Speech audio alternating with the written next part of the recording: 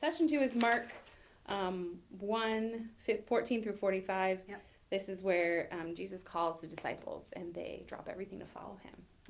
That one was good. They're all so good.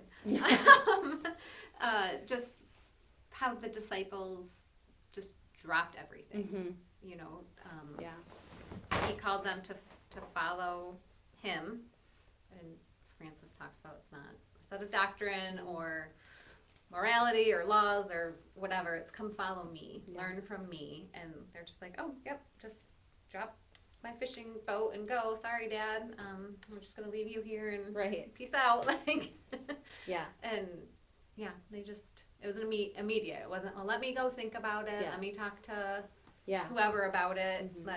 It's all right. I'm gonna go follow Jesus. Right. I think that struck me too, because just that drop everything and follow him is so outside of our Western culture norm. Yeah. That would be, even today, that would probably be considered really irresponsible. Like, you're a flake. You just drop everything. You don't wrap anything up. Like, Yeah. you know, and you just leave. Yeah. And you have no idea where you're going. You know, I think of, like, as a parent, you know, we ask our kids, what are you doing? Where are you going? Who are you going to be with? When are you coming back?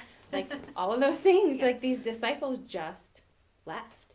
And, you know, whether it's because they were so drawn by Jesus, which is highly likely. I mean, he's God incarnate.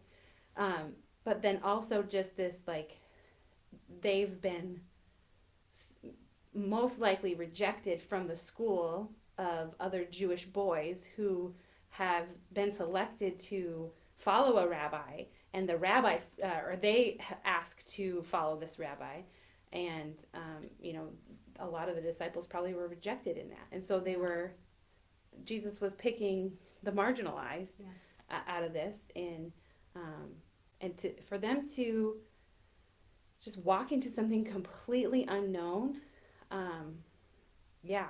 I think God kind of expects a little bit of that from us too. Yeah, they're I think towards the end, Francis talks about, which really struck me, is he's like, we just need to stop being like, yeah, I think God's maybe calling me to do this thing, and again, think about it like it's this bigger thing. Like, yeah, are you kidding me? The God of the universe has a job for me to do. Like, why would we wait for that? Like, yeah.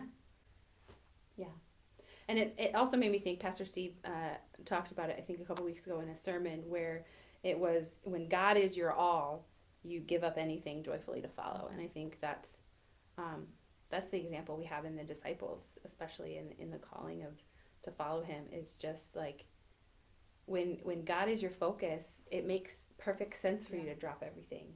And that's hard, right? Like, we have a lot of responsibilities in our life and in our worlds. And there was a pastor who said something a number of years ago at a sermon I was listening to, it, and it hit me. He says, God is either Lord of all or not Lord at all.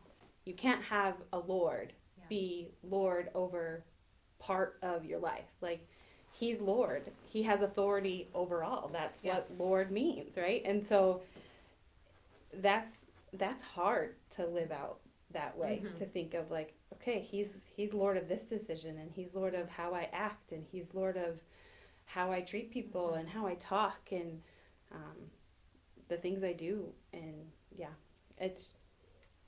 that's powerful.